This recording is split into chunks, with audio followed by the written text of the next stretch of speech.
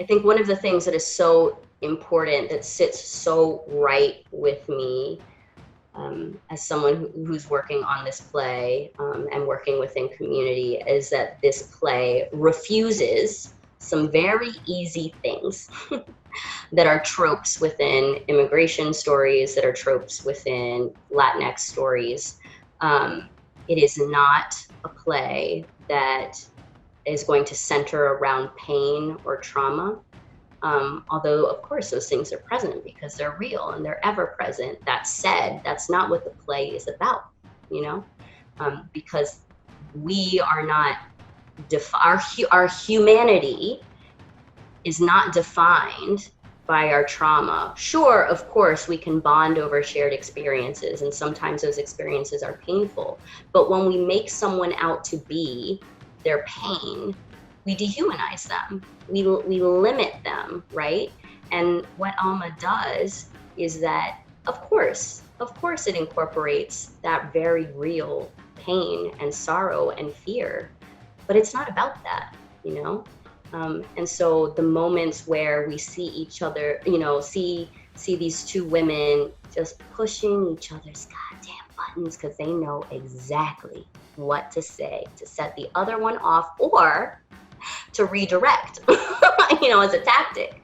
Alma is a play that is not going to, center on and pull at our heartstrings so that we care, so that we do something, because we are seeing these two poor people who are living, in poverty, who are living, in a horrible country, and oh my God, I wish there's something we could do, and everything's just so hopeless and horrible. And the amount of times that I have seen and heard stories, theater, news story, whatever, that lands on hopelessness, or it seems to be the heart of the piece.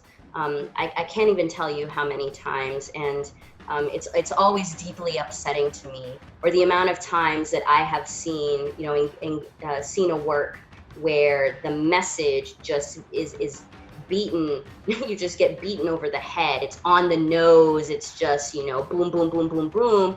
I think it's really easy for people to write that off. Oh, I know what this is. Yeah, because you do. It comes down to a very simple thing. And what the harder thing is to challenge our assumptions, right, about what it means. And I think to see people in their joy, I think to see people, trusting each other, fighting with each other, loving each other fiercely, is something that is relatable because it's very human.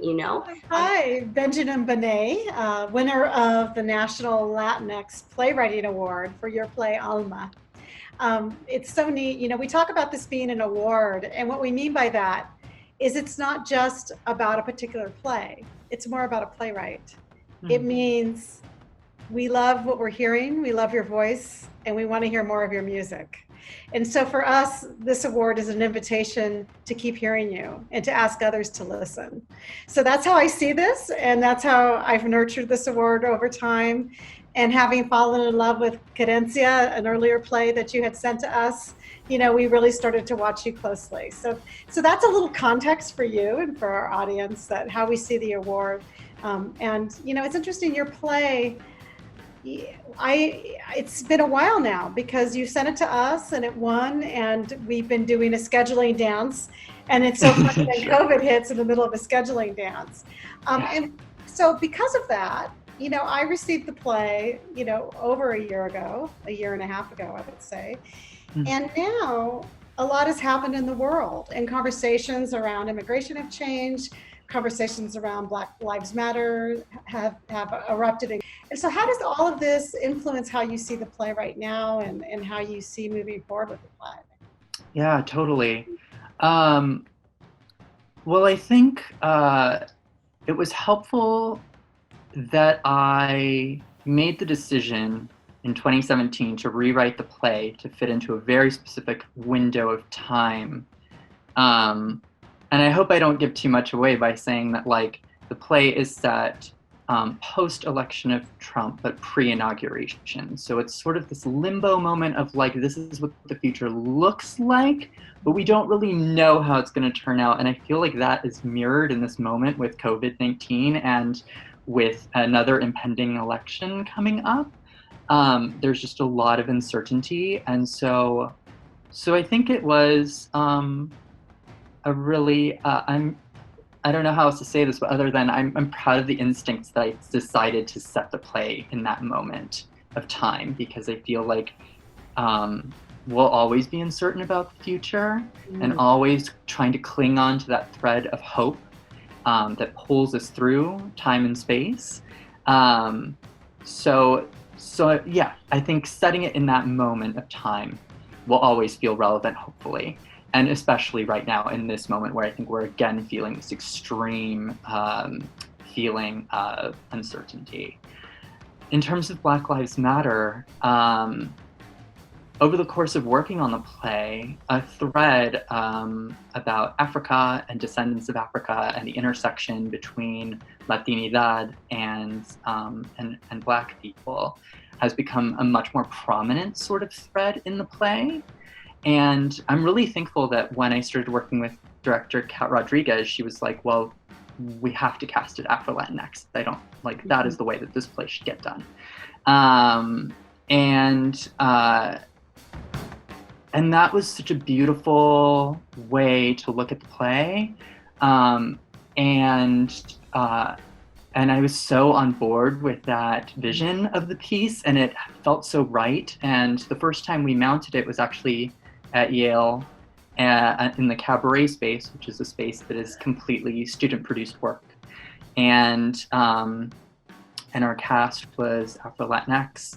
And we had a young woman come up to us after the show and was like, I'm a Black woman, my family heritage is Mexican, and I never see Black Mexicans represented.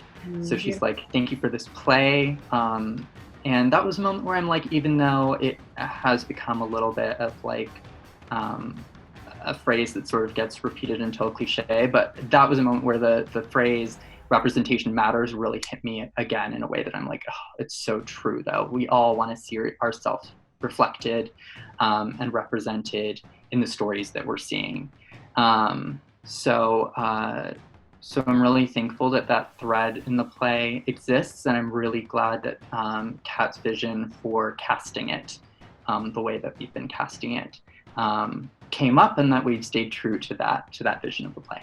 That's great. That's beautiful. And that woman's voice will linger in your head as you move forward, and you'll just remember she's Absolutely. being seen, and she continues Absolutely. to be seen. That's beautiful. I love that.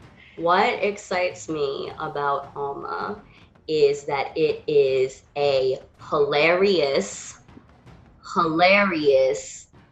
cutting, biting, real, regular human story about two women who love each other so goddamn much that they're gonna fight for each other, with shoes, with hoops, without hoops, the pearls are coming off, that they love each other so fiercely, and that they are also willing to do whatever it takes to stay together. I think it humanizes issues. We are, I think, accustomed to hearing about immigrant stories in a way that is sad, in a way that pulls at heartstrings, in a way that can oftentimes inadvertently dehumanize people because it reduces them to tragedy. It reduces them to, the bad things that can happen. And while, of course, that is part of what is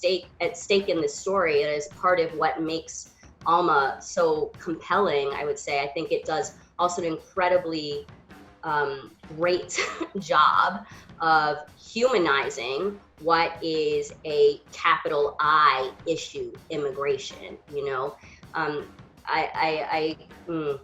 It's a story that I think will make folks laugh and hopefully reconsider, and perhaps give access to some of the real anxieties and hopes and fears that people within the migrant community have, and that can be whether they're undocumented, documented, whether they have, you know, DACA, whether their status is set or precarious.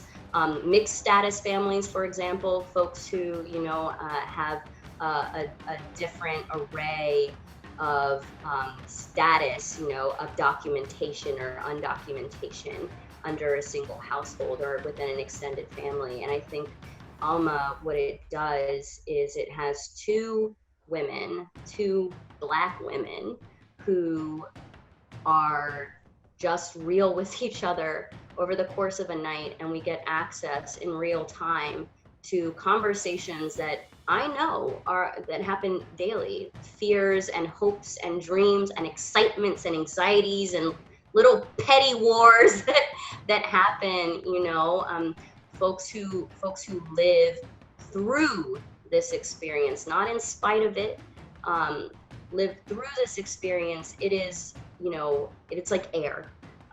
Ice is like air. It's ever present. The threat is always there, and yet people laugh, people cry, people, you know, make big decisions, make stupid decisions. People are people, and ALMA does, I think, an incredible job of humanizing at the same time that it showcases resilience, wit, strength, love, heart. Yeah, it's a good time.